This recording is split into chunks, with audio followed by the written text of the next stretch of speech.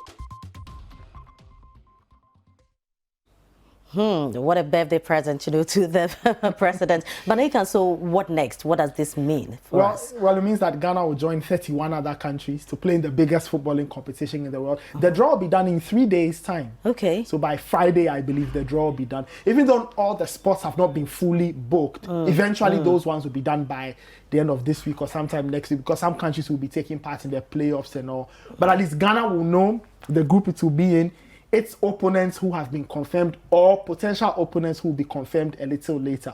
But in Friday, when that draw is done and they are picking the 32 best teams in world football, the Black Stars will be there. It's such a nice party to be at when the 32 best teams gather to play. Of course, in your country's of course. So, now, in terms of management, who is taking the team to the World Cup? You remember earlier there were conversations on Otuado to come in, make sure that the team qualifies to Qatar. Now we have qualified, so what does this mean? Well, we do know that the GFA said they would name a permanent coach after the playoff. So we wait to see who that person will be. Will it be Otuado? Will it be Chris Hughton? I don't think that now we can speculate anymore. We clearly know what is going on. So after this, a permanent coach will be named. So it's very likely that whoever it is, 9 times out of 10 will take that team to the World Cup in Qatar at the end of the year. Remember, the World Cup we played in November and December. It's the first of its kind. It's never been played at that time of the year before. And it's primarily due to climate reasons. It's cooler in Qatar at the time. So that's what happened. So that's the story. So if you look at the flow of events, a new coach will be named. He will, I'm sure, also figure out what to do, draw out a program. There aren't any competitions to be played except the qualifiers for the next AFCON, which will start sometime during the year. So those qualifiers will also serve as a platform for the new coach to see who he has, who he may need, who he doesn't like, and then eventually he'll put together a 23 for that competition in Qatar. Now, you know, looking at the dynamics for this evening's match, you know, in terms of possession, in terms of shots on targets and all that, you know, Nigerians were really on top. They did dominate the numbers. But at the end of the day, we look at who won, you know, that's all, that's all that matters. So going into the World Cup, you know, with how we performed tonight and what we did in Kumasi, do you think that we really stand a good chance, or we've done as much as what we can for the playoffs? It's when this is what I think. I think that the new head coach will look at the team he has and he will decide that with this crop, this is how we can play. Maybe we want to possess the ball and try to dominate opponents. Maybe we can't possess the ball, so we play on the break.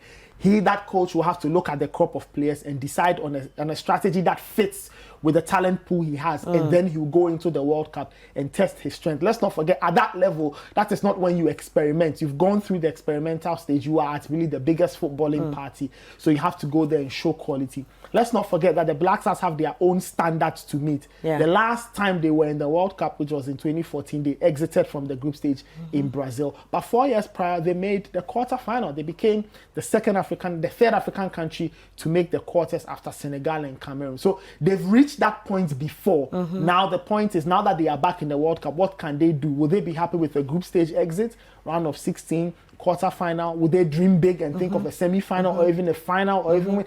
Those are questions that the new coach will have to answer. Do you get a sense of hunger, you know, to really go far? Now that this team has made it, the players will now start to dream, because all of them know what the World Cup means to them. For some of these players, that appearance in Qatar is opening the door to the next chapter of their footballing careers. So they will have to go and show what they can do. As to whether this team will have enough quality to take on the likes of France or Germany or Spain or whatever, you never know. But the point is, when you go to a World Cup for a country like Ghana, it is an opportunity for players to sell themselves, to show the rest of the world that I am Ghanaian, I'm playing for this team. So if you're watching me and you like what I do, come and sign me for big money. That's the platform. And they'll have to look at all of that and then perform. And then the coach will have to come up with a good plan. If that plan makes sense, you never know how far you can go in this kind of Now, competition. from our performance, you know, in Kumasi and in Abuja tonight, what did you pick up in terms of things that we need to really work on? You know, some challenges that we really need to fix before, if we really want to make an impression in Qatar. The biggest thing is experience. This team is vastly inexperienced. Not a lot of, when you put the total number of appearances together, you are not looking at, say, 200 or let's say 250. Only a few players, Amate, Partey, Jordan, just a few of them have 20 plus appearances for the national team. The rest of the team, 2, 5, 3, 10, those type of things. So that inexperience, people have to understand that they will be inexperienced when they go to Qatar. It will show, but they should enjoy this moment. It doesn't come often. I like that, and that is exactly what we are doing. Nathan, thank you very much. So for now, we are enjoying the moment. So it's a kind of, you know, some beautiful experiences so far in the capital Accra and beyond Ghana. In general, my colleague Kwekwe Ansa has been visiting some areas in Accra. Let's take a look at how the people in Asylum Down have been jubilating to the win. Ghanaians have been thrown into a state of elation, and here at Asylum Down, people who came to watch the Black Stars play against Nigeria are no exception. This is one particular spot where you can find or locate a lot of people who come here to watch games here, and so today was no different. And as you can see, a lot of people came here to actually solidarize with the Black Stars of Ghana, and you can see a lot of them. I just want to engage with some of them who have watched the game. Hi, sir. What's your name? My name is Zakari Abdul Karim. Okay. How do you see the Black Stars? Did you enjoy us play today? Oh, today I was so excited because the way the boys play, I didn't even expect that we were going to qualify, but the boys made me happy. So I was really, really very excited today. We played a goalless draw in Ghana. I mean, we were all expecting to win in that very encounter. But we went there and we scored the first goal and then they equalized. Do you think that this performance is one thing that we should be, gearing up for as we go to the World Cup? Actually, for me, you know, the coach is a new coach. and then he has a tactical. Because I know he's going to change the team though, but they just gave the team to him. So let's watch what he's going to do. Now, you've told me that you're excited. I'm not seeing your jubilation. How excited are you? You see, too much of everything is bad. No, but you need to celebrate, right? If you want to see me celebrating, come to East Legon. No, do something here for us. Want to see how... I've enjoyed over. I've enjoyed over. Okay, we're grateful for speaking. So let me engage this man. Hi, sir. Did you also watch the match? Oh, yeah. And are you excited that we've even qualified? I'm very excited. I'm very excited. What shows are you excited? Oh, yeah, because Ghana has sent us to the next level. Yeah, he has sent us to the next level. I'm very excited. So my first thanks go to Almighty God for making this one go through. And secondly, to the coach, he has done a fantastic job, especially during the changes. He was able to make sure that we were able to defend the goal. In fact, I'm very happy for that. I'm very happy. But are you impressed with how we played, especially in this particular game? I'm not quite impressed, but I'm sure as we move further, I'm sure what the coach is going to do something. And I know what he can do. He's going to do something better as we go to the, the World Cup. Yeah. I want you to show me something. The Blasters have won. Show me something. Oh, Ghana, say oh, yeah. Yeah, so I'm grateful. What's your name? My name is Samson. Yeah. Okay, I'm grateful for speaking to us. Yeah, bye-bye. Say Ghana. Ala Raki Civil, you say Ghana, yeah. But why are you excited like that? I will say Ghana, we are happy. We are more than happy. And this is our nation. We are back of our nation. Ghana for life for you.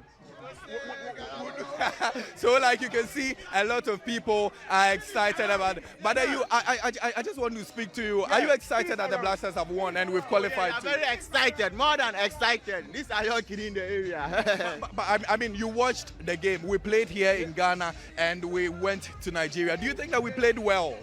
Yeah, we did play well, but Charlie, the players, no, man, shut down for but Charlie.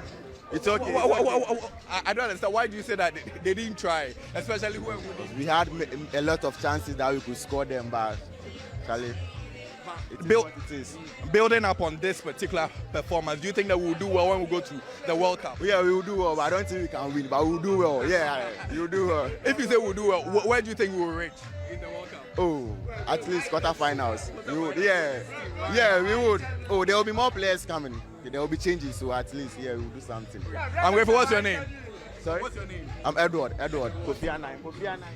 Oh, nice one. So I just spoke with one elated fan here. I mean, you can see he's in his jersey, and so he's super excited. So I'll speak to another gentleman here. I also want to find out from you. Are you also elated that we've won this game? Yeah. Oh, Ghana is good. Ghana, that match is good. I believe that match. Yeah. I mean, do you think that we'll do well when we go to the World Cup? But let me find out from you. Do you think we'll do well? Looking at what we did. You don't really trust? Yeah. So are you expecting more from the coach to do more? Yeah. Okay, so I mean, a lot of people are excited. Also, when you are really like. Papa, I said I qualify. Good. Bye. Okay. Now, but 1-1 Nigeria. Then now say we've qualified. About 1-1 Nigeria. Fine. Yeah, but Hanum, you to me and winning.